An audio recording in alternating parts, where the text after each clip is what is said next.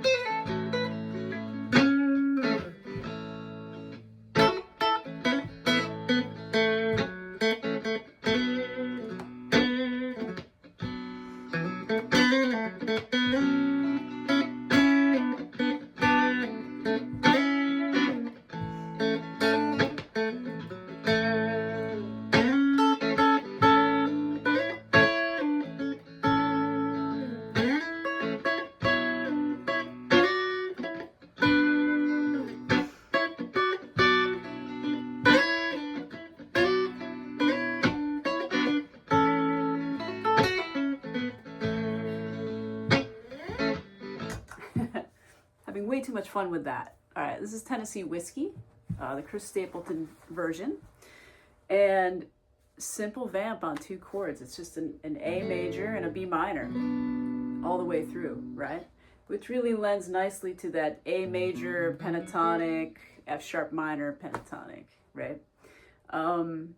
So the solo analysis on the actual solo, he's playing a lot in this position of, because obviously the F sharp minor pentatonic starts here in the first position off that root, right? Then you have your second position here and your third position here. So it's kind of around this third and fourth pattern with that little connection pattern, which goes like this. Like here's my root, my F sharp on the 9th fret.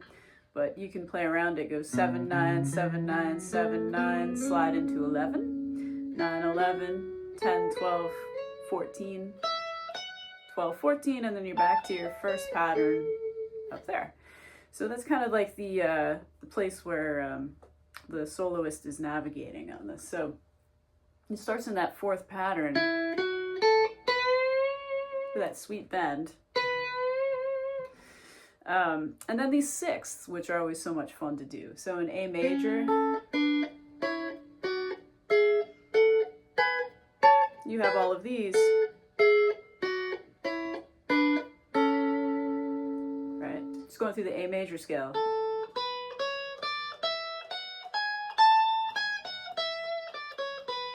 Major, minor, minor, major, major, minor, diminished, and then back, right? So, right, this is the B minor here when it goes to the B minor chord. So this is a really nice place to resolve with those sixths. And then there's the A major. So harmonizing with those sixths, right? Just like we did in the last song, Fruits of My Labor, Lucinda Williams. All right. And then where does it go? It goes up the scale from here. Right? Resolving to that A, and then you got the blue note in here. She bends. Then this is kind of a Hendrixy thing. Finding those little places where you can do double stops with the fourths, right? Blue note.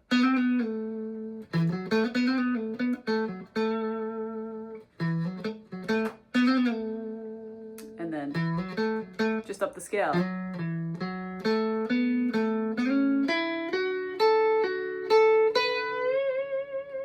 So it's a pretty easy solo for beginners, but it's got a lot of really tasty little sweet chordal things happening in there, right? And then when I was improvising, you know, I think of like, you know, my B minor has a B and a D note, right? And then here I have my D and my F sharp for the sixth, right? I could put the 7 in the fifth.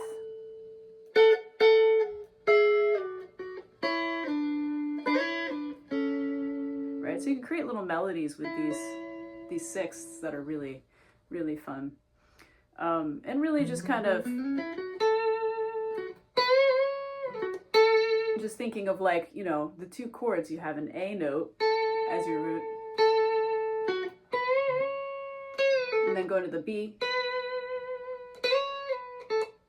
and playing around like where those notes resolve through the chord progression, right? You have A,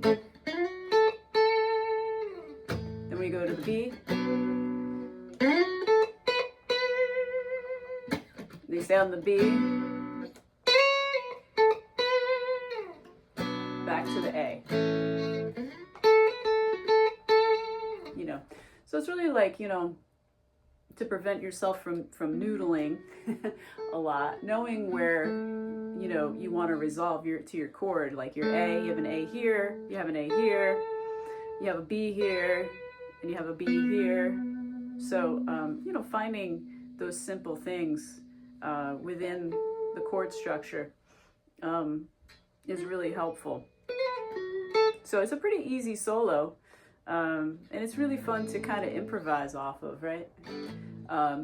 So I did a guitar play along to this one with just the rhythm guitar a while back, but this is sort of like kind of thinking about like the key that it's in and soloing, and it's not that it's like a terribly, you know, chopsy solo, but sometimes these sweet, tasty things where you leave a lot of space, and it's what you don't play as much as what you do play that matters. And you know, playing in 12/8 time, you know, that's not the most common thing with pop and rock music, so it's good to practice different time signatures and different feels. So I decided to kind of cover this one, and hopefully that was helpful. If you haven't already, visit www.rhinebeckschoolofmusic.com and subscribe. Become a patron, patreon.com/Rhinebeck School of Music. I'll see you at the next one.